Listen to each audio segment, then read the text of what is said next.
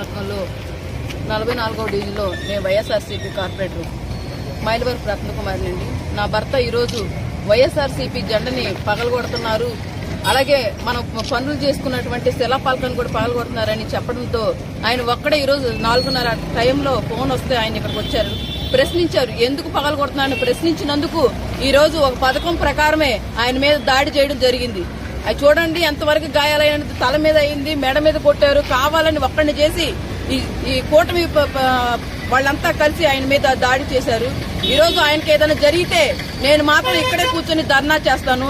ఇంతవరకు నేను ఎక్కువ ఎవరితో కూడా మాట్లాడలేదు. కానీ నా భర్తకు కానీ ఏదైనా జరిగితే నేను ఊరుకునే ప్రసక్తే లేదు. ఇదే సెంటర్ లో ఎక్కడే కూర్చొని ఏ దిమ్మ కోసం అయితే వాళ్ళు నా భర్త మీద దాడి చేశారో ఆ దిమ్మ నెక్స్ట్ జనసేన దిమ్మ పెడదామని ప్రయత్నించారు. ఆ దిమ్మ ఎలా పెడతారో నేను కూడా చూస్తాను ఈ రోజు.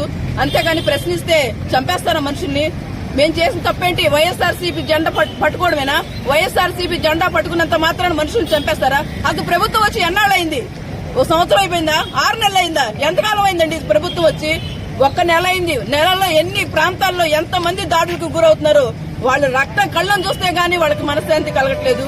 ఈ రోజు నా భర్త చాలా ఇదిగా ఉన్నాడు, బాధగా ఉన్నాడు. నేను ఇంతకన్నా ఒక భార్యగా నా ఆవేదన.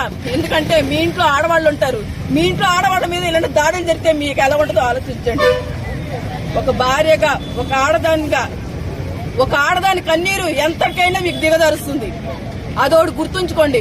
మీ ఇంట్లో ఉన్నారుగా, మీ పెద్దలు ఉన్నారుగా, చెప్పుకోలేరా? ఇలాంటి దాడులు చేయమని చెప్తున్నారా? ప్రభుత్వం చెప్తుందా ఇలాంటి దాడులు చేయమని? వైఎస్ఆర్సీపీ జెండా పట్టుకుంటే వాళ్ళని కొట్టేయండి, లేదా చంపేయండి, లేదా వాళ్ళ ఇంటి మీదకి దాడులు చేయండి అని చెప్తున్నారా ఎవరైనా? ఏంటండి ఇది? ఏ ప్రభుత్వం అండి? కొంచెం ఆలోచించండి.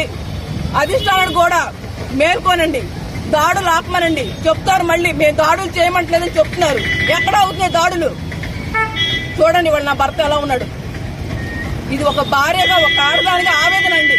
అంటే అర్థం చేసుకోండి. నా భర్త ఏనైతే మాత్రం ఎవరిని విడిపించే ప్రసక్తి అయితే లేదు. ఎవరినైనా ఎదుర్కోవడానికి నేను సిద్ధంగా ఉన్నా.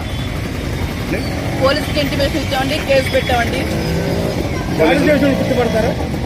ఆ టైంలో నేను మాత్రం ఇంట్లో ఉన్నాను. తను ఒక్కడే వచ్చాడు, ఇక్కడికి ఒక్కడే వచ్చాడండి. ఒక్కడే వచ్చి అడిగినందుకు ఆ సుత్తులు కూడా మీరు పోలీసుల వెహికల్లో చూడొచ్చు ఎలాంటి సుత్తులు ఉన్నాయో. ఒక దిమ్మ పగలగొట్టాలంటే ఎలాంటి మన వస్తువు వాడతామో మీరు చూడొచ్చు. దేంతో దాడులు చేస్తారండి? సుత్తండి, సమ్మిట అంటండి.